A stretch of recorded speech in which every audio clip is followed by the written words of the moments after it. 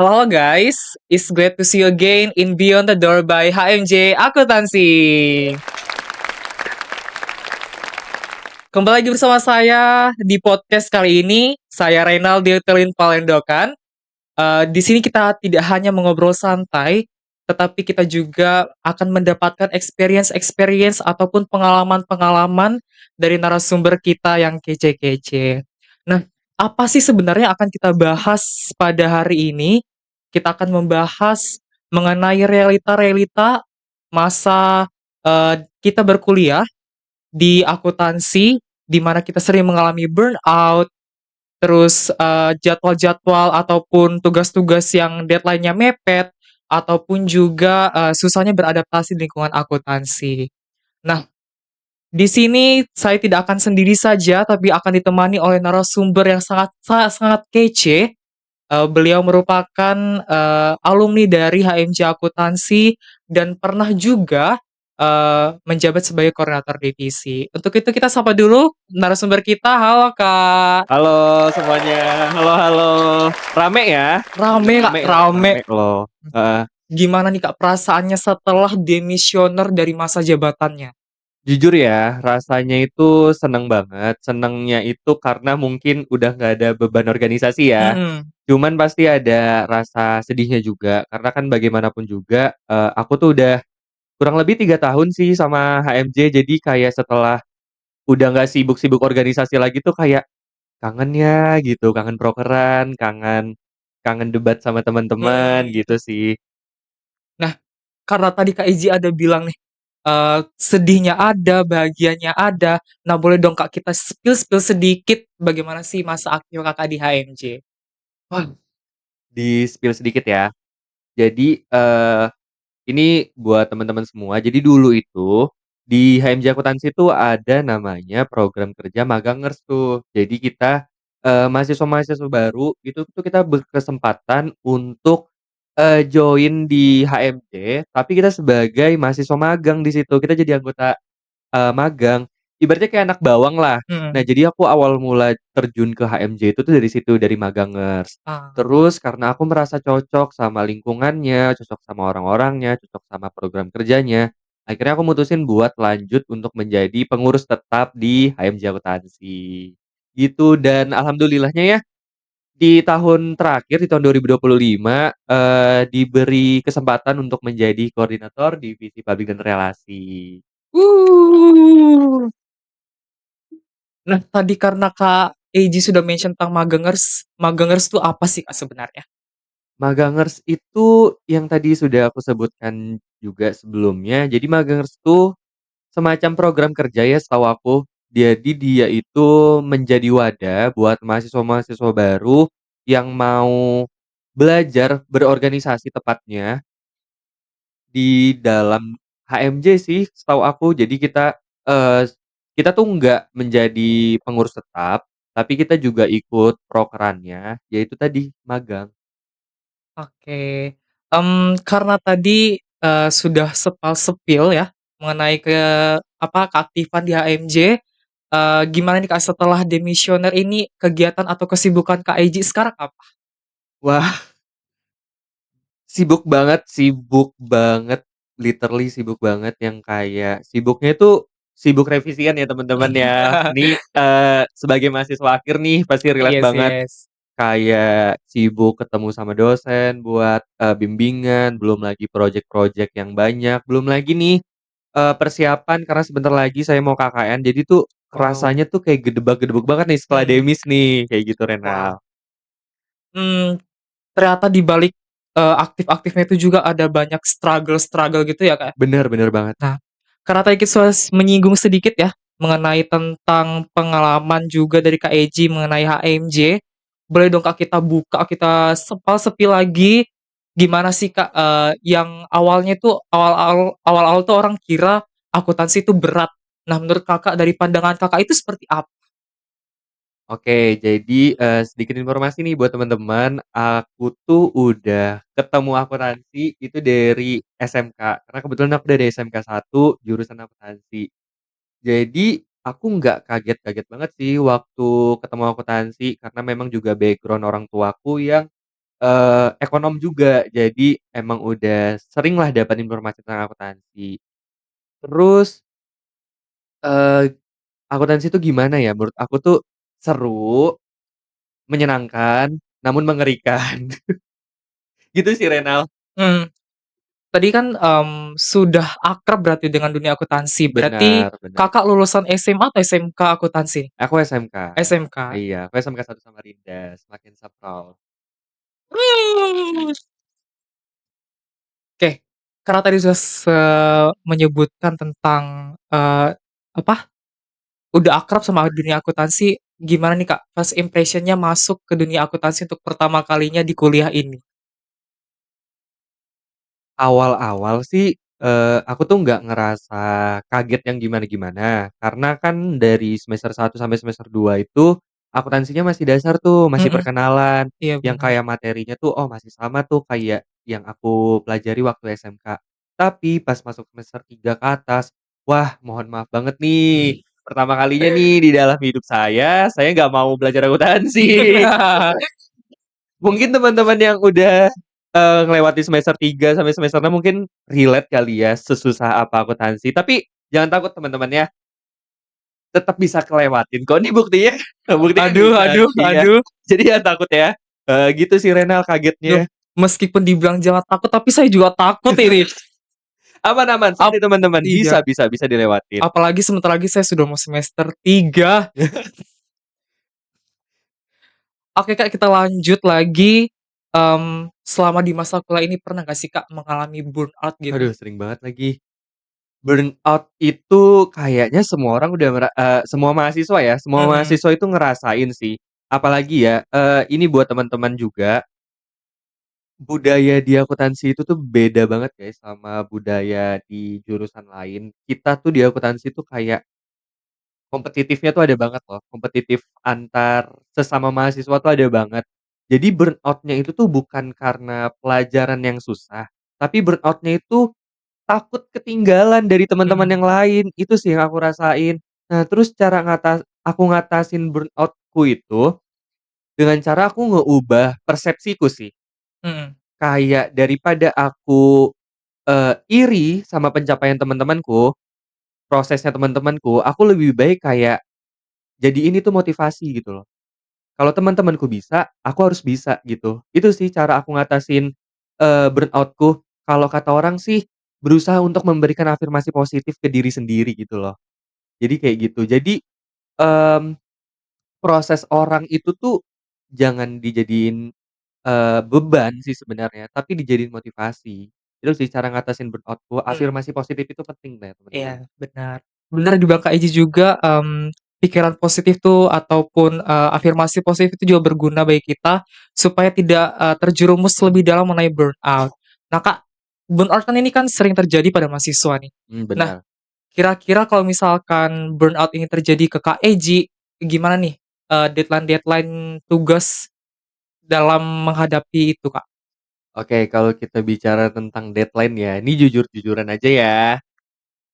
Siapa sih yang nggak tim SKS? Iya, aduh aku juga Oh tim ya, SKS. jadi SKS itu sistem kebut semalam ya teman-teman ya, siapa tahu nggak tahu. Jadi, eee, gimana ya, sebenarnya susah sih kalau kita bicara deadline karena aku juga tim SKS nih.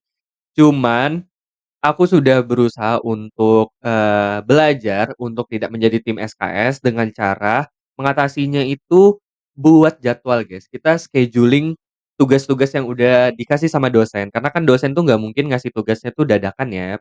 Paling biasa tuh dikasihnya tuh kayak seminggu atau 2 minggu. Nah, biasanya itu aku langsung scheduling tuh, aku langsung ngatur jadwalnya.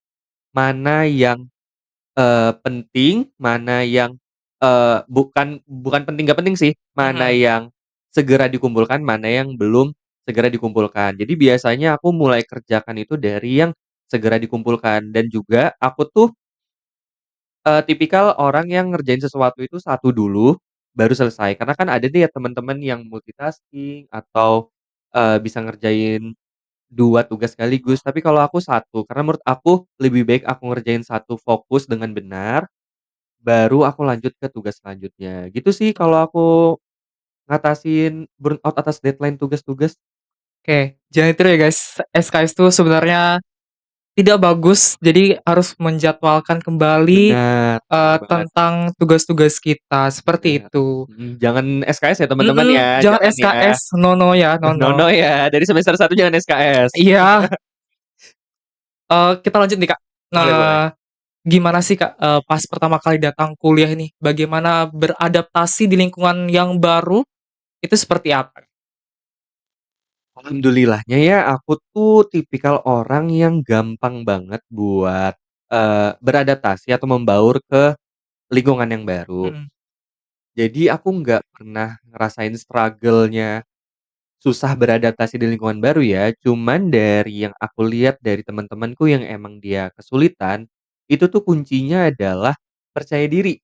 Beneran kuncinya itu percaya diri, guys. Kalau kalian datang ke tempat yang baru, tapi kalian percaya diri, itu tuh kalian kayak ibaratnya tuh kayak kalian tuh kayak ngeluarin aura aura positif lah. mhm, Jadi tuh akhirnya orang-orang itu tuh bisa nerima kalian gitu loh. iya benar. Jadi kayak gitu sih kalau dari aku untuk teman-teman yang susah beradaptasi ya. Cuman kalau dari pengalaman aku karena aku mudah beradaptasi, jadi aku nggak terlalu kesulitan sih untuk datang di lingkungan yang baru gitu. Itu teman-teman. Jadi kalau mau beradaptasi dengan lingkungan tuh harus percaya diri, Bener. tabrakin aja. Jadi gimana mau sukses kalau misalkan nggak ditabrakin, Iya, begitu ya Kak Iji ya? boleh boleh kita main tabrak-tabrak aja itu boleh, Oke. asalkan dengan, satu syarat sebenarnya, kita punya branding ya teman-teman ya, kita punya personal branding gitu. Jadi jangan percaya dirinya tuh jangan yang kepedean, tapi Ah, percaya diri in the good way gitu loh. Karena yes. kita punya personal branding yang bisa kita jual ke teman-teman kita gitu. Mhm. Oke. Tadi karena kita sudah bahas burnout nih Kak, kira-kira, selama fase burnout itu apakah memengaruhi akademiknya Kakak? Oke, aku agak curhat ya ini ya kayaknya nih. Aduh Ini aduh kayaknya agak deep curhat, deh, ini kayak agak deep. duh, Jadi, semester 3 itu tuh aku ngerasa itu masa-masa di mana akademisku tuh turun banget. mhm. Karena mungkin bentrok juga ya, saat itu aku kerja, aku ngambil part-time dan juga kayak yang tadi aku bilang di semester 3 tuh kayak aku kaget nih Mhm. pertama kalinya ngerasa kayak, kayaknya salah deh ngambil akuntansi gitu. Dengan project tugasnya yang lumayan banyak saat itu dan juga ilmu-ilmu yang aku nggak tahu sebelumnya. Itu tuh berat banget sampai akhirnya ngaruh ke akademisku yang kayak aku jadi sering ini mohon maaf ya, ini jangan dicontoh. Aku jadi sering bolos ya teman-teman. Aduh, jangan ditiru guys, Iya, aku jadi sering bolos, terus juga kayak tugas ngandalin AI itu nggak boleh banget. aku banget Jadi lagi tuh. jadi yang kayak ngerjain tugas udahlah AI aja atau bahkan aku udah pernah sampai joki saking aku burnout-nya ya karena kerjaan juga tugas yang banyak. Jadi kayak gitu sih, pernah sih ada Mhm, masa-masa di mana burnout itu, ngaruh ke akademisku Renal, kayak gitu. oke. Menurut Kakak nih, semester apa sih, bukan semester mana sih, semester kapan sih yang memorable banget di pikirannya Kakak nih? Yang Be paling membekas banget yang paling membekas ya yang tadi aku sebutkan sih semester 3. semester 3. Semester 3 itu, wah itu kacau banget sih, itu Mmm, kayaknya bukan kacau lagi, kicau ya, kayaknya kicau kicau mania kicau guys, mania kicau banget deh mania. itu ya. Iya itu tadi yang aku bilang kayak, beban dari kerjaan, beban dari kuliah, itu tuh kayak numpuk jadi satu gitu. Mhm, Wah itu pokoknya kacau banget deh, menurut aku tuh memorable, tapi balik lagi, aku tuh, gini, aku tuh percaya segala sesuatu yang aku hadapin, itu tuh pasti nanti ada baiknya gitu nah Renal. mhm. Jadi dari beratnya melalui semester 3 itu, aku tuh akhirnya belajar nih, akhirnya aku bisa mengevaluasi nih, gimana sih caranya supaya aku bisa ngatasin tadi yang burnout, gimana caranya aku ngatasin deadline, akhirnya semuanya itu kan ada balik lagi, ada hikmahnya. Iya bener. Berarti ada in good way-nya dan bad way-nya ya, Kak? Benar benar banget, gitu. Pokoknya ini mungkin pesan juga buat teman-teman ya, segala sesuatu yang kalian hadapin mungkin itu lagi buruk atau sedih segala macam, itu nggak apa-apa dihadapin aja, percaya bahwa setelah itu tuh pasti ada baiknya gitu loh. Bentar, tabrakin aja, tabrakin. Oke, kita lanjut ke bagian mungkin yang agak sedikit krusial sedikit ya. Waduh, Aduh, aduh, udah tentang aduh aja apa nih. ini? Tentang organisasi dan juga akademik.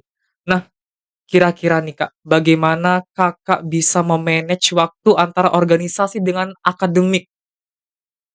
Waduh, karena kayak kalau kita bicara antara organisasi dan akademik itu tuh, menurut aku nggak bisa kita bicara yang kayak mana sih yang lebih penting gitu ya. Mhm, bener. Karena dua-duanya menurut aku penting gitu. Iya. Ya akademik penting, organisasi penting. Saat dua-duanya juga menjadi tanggung jawab aku gitu. Cuman bagaimana aku bisa nge-balance antara 2 hal itu, aku sadar bahwa di organisasi itu aku nggak sendiri. Yes. Di organisasi itu aku punya teman-teman, aku punya, anggota, aku punya tim, yang aku tuh bisa loh, kita tuh bisa kerja sama. Jadi akhirnya Mhm. bebannya itu tuh nggak cuman di aku, tapi bukannya membagi beban ya, tapi Mhm. kayak, "Ah, ayo deh kita kerja sama-sama." Karena kan kerja bareng-bareng itu tuh lebih baik loh daripada kerja sendiri sebenarnya. Iya. Jadi, eee, cara aku menyeimbangkan kesibukan 2 hal itu adalah dengan, oh aku ya tadi aku bilang, aku scheduling akademikku dan juga aku scheduling, organisasiku. Tapi kalau di organisasi aku juga berusaha untuk kayak membagi tanggung jawab yang aku punya, Mhm. bukan yang aku punya sih, maksudnya tuh tanggung jawab organisasi, Iya. itu tuh nggak cuman aku doang nih yang mikir, Mhm. tapi aku juga ngajak teman-teman untuk berpikir bersama gitu sih, Rena. Oke. Kita kembali ke organisasi, Kak. Mmm, Kakak sebagai koordinator nih, misalkan aja ada anggota-anggota Kakak nih, yang kayak, "Aduh malas nih, aku lebih mentingin akademikku ketimbang organisasi." Jadi organisasinya nggak jalan, tapi Mhm. akademiknya lancar. Gimana menurut Kakak tanggapannya? Tanggapan aku ya, eee, kita nyinggung tadi hal yang aku bilang bahwa organisasi itu juga tanggung jawab gitu loh. Kalian Mhm. terjun ke organisasi, itu artinya kalian mau bertanggung jawab atas hal itu gitu. Sebenarnya aku nggak masalah kalau kalian mau fokus ke akademik, karena memang itu kewajiban kalian sebagai mahasiswa kan. Iya. Ya wajar kalau kalian mau fokus di akademik, cuman balik lagi, kalian kan sudah mengambil tanggung jawab di dalam organisasi. Mhm. Tanggung jawab itu tuh nggak boleh kalian lepas gitu aja. Nah, makanya aku tuh kadang tuh selalu mention ke teman-teman, khususnya timku saat itu ya, untuk konfirmasi gitu loh. Jadi misal kayak, kalau kalian sibuk akademik, ya nggak apa-apa gitu. Asalkan tadi kayak ngomong, "Kak, mohon izin aku nggak bisa ikut rapat karena aku mengerjain tugas gini-gini apa segala macam." Oh, aku nggak masalah karena kan memang itu kewajibannya dia. Mhm. Intinya adalah konfirmasi teman-teman. Aku nggak masalah, malah aku sebagai koordinator itu bangga loh kalau seandainya ada anggotaku yang akademiknya tuh gacor, aku malah bangga Ah, banget. bener bener. Karena bagaimanapun juga aku bisa ngomong tuh ke orang, misal kayak dia berprestasi aku bisa ngomong, "Oh itu loh anak akademi." Sorry. Aduh maaf ya. Aduh, Aduh sorry. kesepel nih. Kesepil nih. Enggak, maksudnya kayak, "Oh bagus tuh, oh itu loh anak anak PR," Mhm. gitu. Oke, ternyata menarik juga ya teman-teman. Ternyata nggak cuma capek fisik aja, tapi juga menguras mental sekali ya, Kak. Banget banget. Aduh, tapi pernah nggak, Kak, sampai pada titik yang benar-benar di bawah banget, sampai yang pada capek-capeknya banget tuh, Kak? Wah, pernah banget yang di titik bawah, eee, udah kayak, "Udahlah malas organisasi," gitu tuh pernah banget ya temen-temen Mmm, ya. Momennya itu pas banget waktu aku udah jadi koor sih teman-teman. Ini aku nggak pernah cerita ke siapa-siapa. Ini aku cerita ke kalian nih, ini eksklusif ya, let's eksklusif. go let's go. Ya jadi tuh aku pernah ngerasa kayak, "Ah ini proker nggak usah aku jalanin deh," Aduh, gitu loh. Karena kayak, ya itu tadi aku bilang, nggak bisa nih gitu, kayak mhm, teman-teman udah pada sibuk juga, terus akunya juga sibuk. Jadi kayak, wah kayaknya udah deh nggak usah deh gitu. Cuman balik lagi, tanggung jawab sih Rena, iya, kuncinya tuh tanggung jawab sih, mhm, karena aku ngerasa kayak, "Oh, aku punya tanggung jawab nih di organisasi." Jadi aku harus mau nggak mau sih sebenarnya, karena mmm, ya tanggung jawab itu tadi.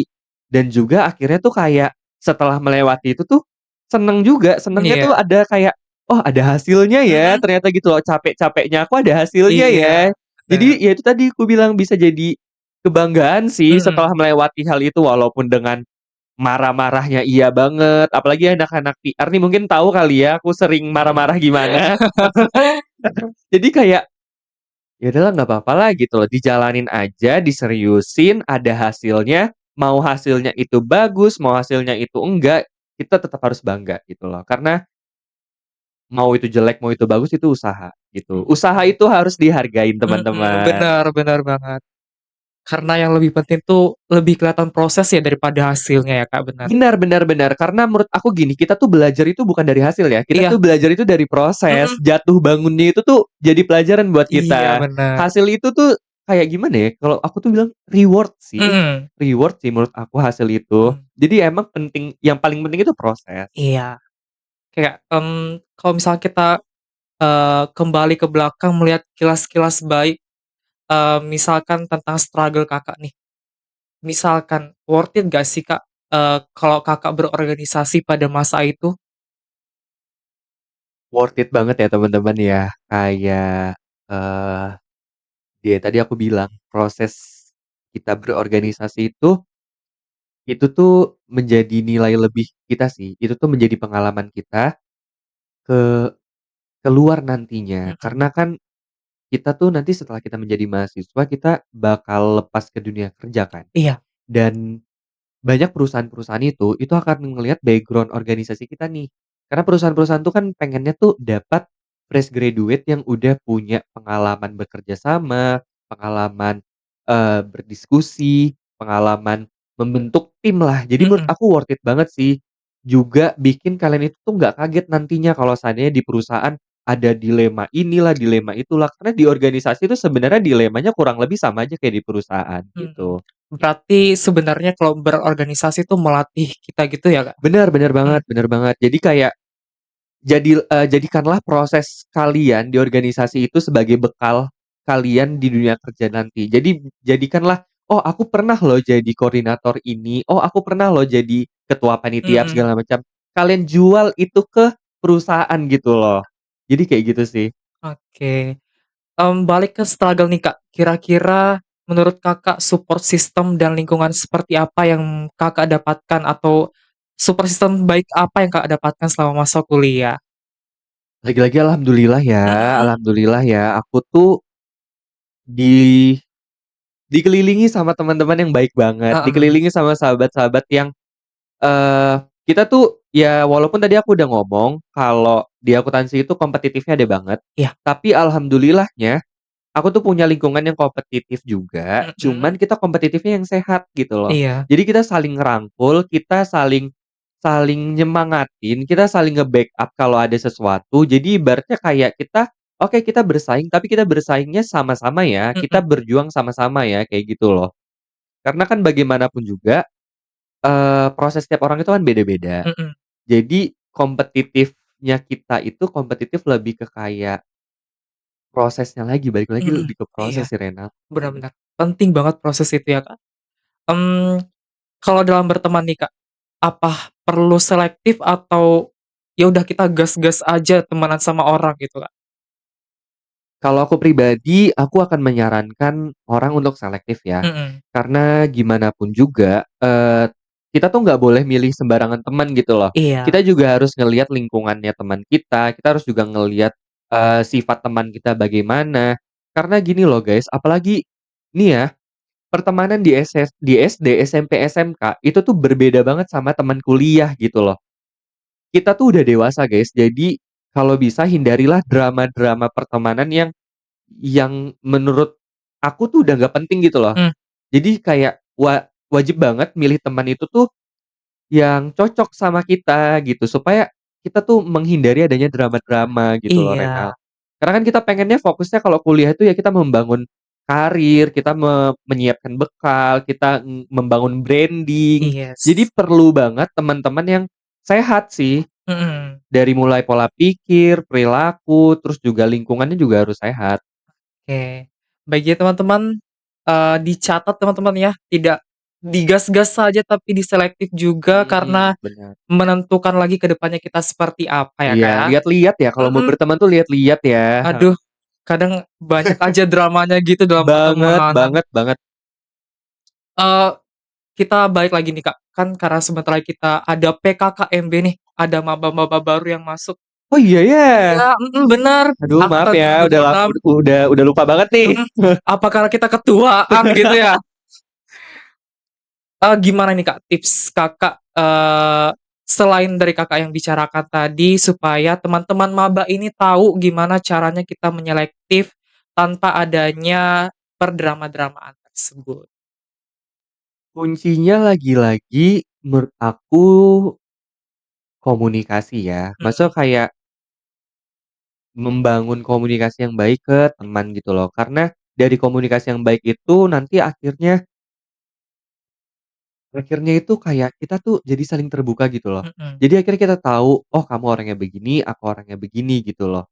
Jadi bagaimana menyelektif teman itu sebenarnya dengan kita coba membangun komunikasi yang baik dulu sih Renal, mhm, gitu loh. Jadi jangan langsung tabrak-tabrak aja nih, tapi oke, kita awalin dengan komunikasi dulu. Kalau komunikasinya oke, oh berarti bisa nih lanjut mhm, gitu. Tapi kalau bener, dari awal komunikasinya udah nggak oke, jangan ditabrak-tabrak. Jangan mentang-mentang misal kayak temanmu, eh dia udah punya dia udah punya ilmu nih tentang akuntansi mhm, nih, deketin deh gini gini gini gini segala macam. Walaupun komunikasinya jelek, jangan ya teman-teman ya, gitu loh. iya, pernah lagi gue Oh pernah ya? komunikasi jelek banget sumpah. Iya. Oke, kita mungkin, terakhir nih Kak, terakhir dari saya. Kalau misalkan Kakak bisa ngomong sendiri nih ke diri Kakak di masa awal kuliah, apa sih yang pengen Kakak sampaikan kepada diri sendiri pada saat itu? Waduh, ini kalau seandainya ngomong kayak gitu kayaknya butuh butuh 10 jam ya. Aduh, Jadi intinya adalah, eee, gimana ya bahasanya, intinya adalah jangan takut untuk mencoba segala sesuatu sih. mhm, bener, Buang rasa takut kalian, berani aja, berani mencari hal apapun itu, pokoknya, eee, ikutin aja apa yang kalian mau gitu loh. mhm. Pokoknya karena menurut aku mahasiswa itu privilege kalau berani buat explore apapun itu gitu. Jadi jangan takut, dah intinya jangan takut aja sih. Oke, teman-teman, itu tadi, penyampaian-penyampaian dari narasumber kece kita pada hari ini. Kita beri sorakan dulu yang semangat dong. Ya semoga bermanfaat ya, semoga Oke, bermanfaat. mmm ternyata di balik itu semua, di balik struggle-struggle, kayak ini juga, punya afirmasi positif juga ya, Kak. Karena kan di balik capek itu, di balik burnout itu, kita harus tetap bisa menyelesaikan pendidikan kita. Nah, terima kasih banyak Kak, sudah Terima bergabung di kasih. podcast kita kali ini, menjadi narasumber kita yang kece, eee, dan berakhirlah sudah podcast kita pada hari ini. Sampai jumpa pada podcast selanjutnya. Terima kasih Terima semuanya.